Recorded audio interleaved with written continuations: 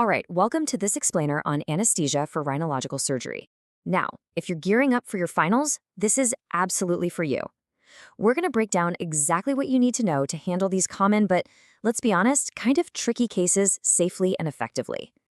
So you might be asking, why a whole explainer on nose surgery? Well, just look at this number. In England alone, we're talking over 45,000 of these procedures in a single year. That means you are absolutely guaranteed to see these cases, and you can bet the examiners will expect you to know this stuff cold. Okay, here's our game plan for today. We're going to follow the entire patient journey. We'll start with the basic challenges, then move right into preoperative assessment, how to control that surgical field, the all-important shared airway, postoperative safety, and then we'll wrap it all up with a quick-fire exam review. First things first, the fundamentals. To really nail the anesthetic for these cases, you have to understand the core challenges you're up against. We'll kick off with the anatomy and the two big problems you'll always be juggling: a bloody surgical field and a shared airway. Okay, let's dive right into the anatomy. So, the lateral walls of the nose are formed by these bones, the ethmoid, maxilla, and palatine, and they create these three scroll-like structures called the conchae. Their job is to manage airflow, but for us, the big takeaway is that they create this massive, highly vascular surface area, and that means one thing: the potential for a lot of bleeding. Now, staying on this slide, let's zero in on the nerve supply. See this little structure here, the pterygopalatine ganglion? This is a super critical target for us. Why? Because blocking this ganglion is our secret weapon for providing amazing pain relief and getting really good vasoconstriction, which is a technique we're about to get into. So with that anatomy fresh in our minds, let's talk about what happens before the patient even gets to the operating room, the preoperative assessment. This is where we get ahead of the game and spot any patient-specific risks. When you're assessing these patients, you're really zoning in on three main areas. First, the airway. It's kind of obvious, right? If the patient can't breathe through their nose, your bag mask ventilation is going to be tough. Second, comorbidities. We know that chronic sinus issues often go hand in hand with things like asthma and obstructive sleep apnea. And finally, drug history. You have got to ask about NSAID sensitivity and check for any drugs that might clash with the vasoconstrictors we're planning to use. All right, now we're in the theater. And arguably, your number one job intraoperatively is managing bleeding. A dry field means a faster, safer operation for everyone. So let's break down the toolkit you have at your disposal to achieve great hemostasis. So this right here, this is basically your hemostasis toolkit. And the big thing to remember, the key takeaway, is that this is a multi-pronged attack. We've got different moves to tackle arterial, venous, and capillary bleeding.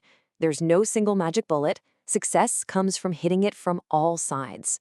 Before we even reach for any drugs, there are some really simple physical things we can do that make a huge difference.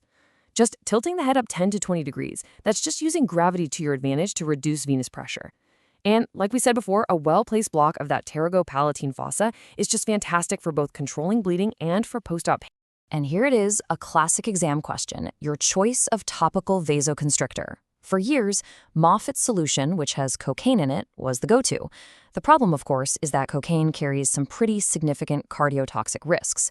So, the modern evidence-based answer, the one you want to give in your exam, is to use safer but just as effective alternatives like phenylephrine, especially if your patient has any kind of cardiovascular history. Okay, another really powerful tool in our kit is hypotensive anesthesia. The logic is dead simple, right? You lower the blood pressure, you get less bleeding.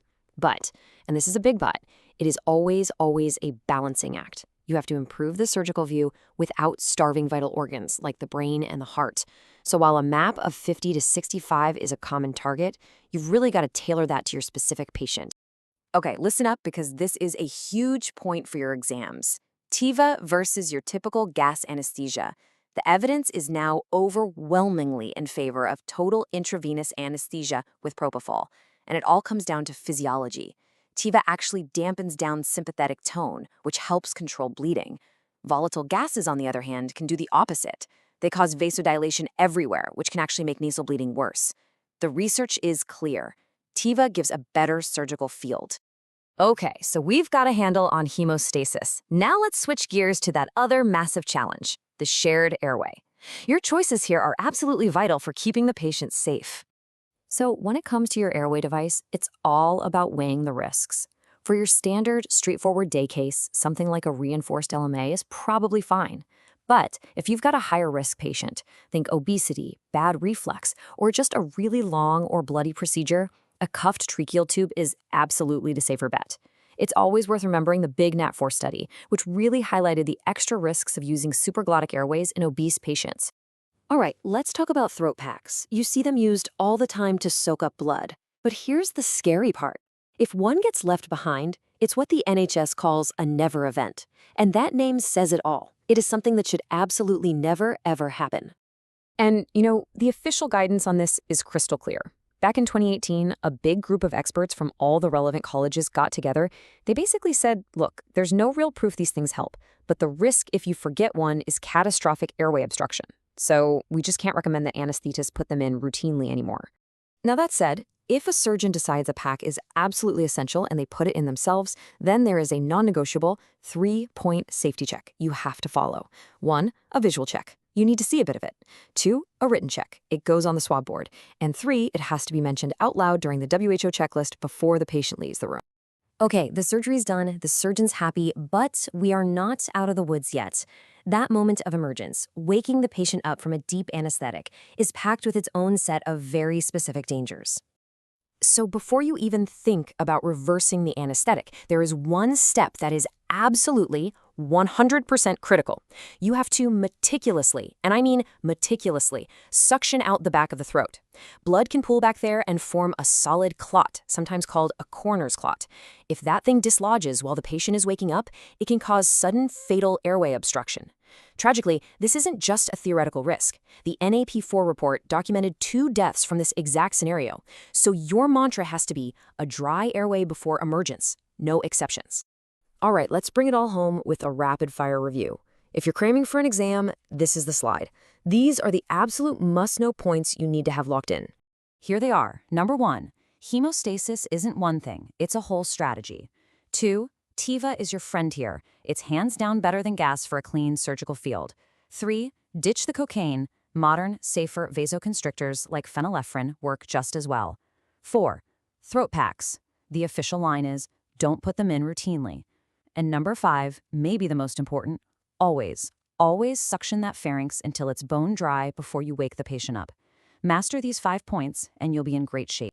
And to leave you with something to think about, everything we've talked about is for a nice, planned, elective case. But what about an emergency? Imagine a patient with a massive nosebleed. They're hemodynamically unstable, they've got a full stomach. How does that change your game plan? How do your priorities shift? The main source for this explainer was Anesthesia for Rhinological Surgery, which was published in BJA Education back in 2021.